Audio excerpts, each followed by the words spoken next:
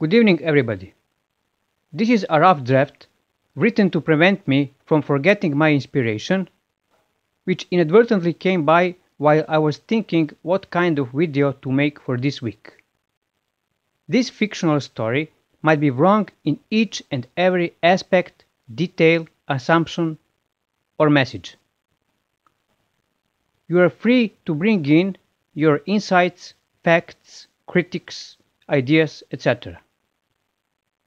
So, suppose we are in an imaginary semi-destructed civilization in a state of war between males and females, fought at a technological level similar to that in World War I.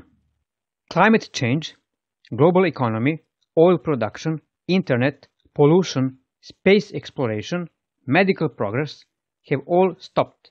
I'm not sure about corona-like epidemics. Electricity is scarcely available in some male communities, but with rapid decline due to the lack of maintenance and war at progress. Besides some basic mechanics and chemistry, all what is left are agriculture and libraries. War is mainly fought with a draw. Men are more strategically successful, but women have many more soldiers. In World War I situation, both the number of combatants and strategical ability are equally important. Both males and females kept some members of opposite sex for breeding purposes and to prevent extinction. But how come that there were much more female warriors? It's because one male fertilizer can impregnate a vast number of women and produce more offspring than lots of males with fewer females.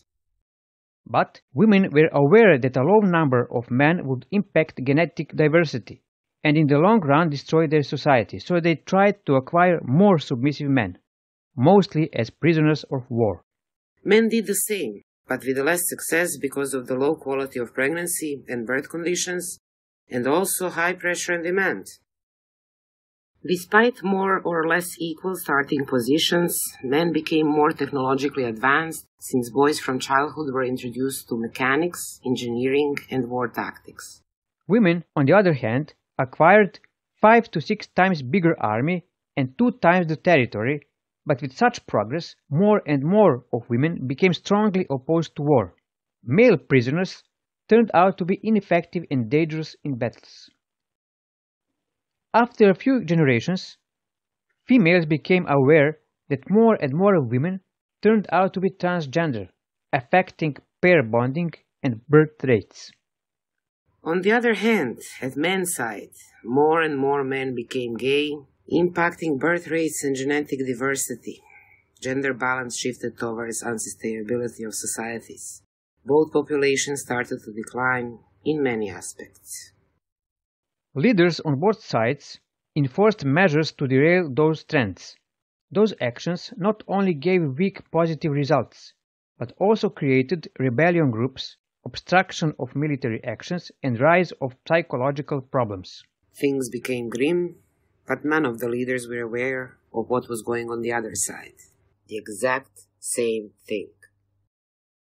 Leaders of both sides were confronted with the same paradox. Introducing more of fresh, gender-clean, opposite-sex individuals would compromise their communities and the whole society through influence on children, distribution of workforce, elections, politics, and war operations. Yet, not doing so leads to more rapid decline of communities' health and birth rates, the construction of society and losing a war. Little did they know, on either side, that war had been lost in the beginning. To both sides, it appeared that the very intrinsic, biological nature of men and women need each other in order to stay healthy on the path of any kind of civilization. Not as biologically utilized individuals, but as integral parts of society as a whole. Men and women are one. Forcefully isolated, they try to be the other one, destroying themselves in effort.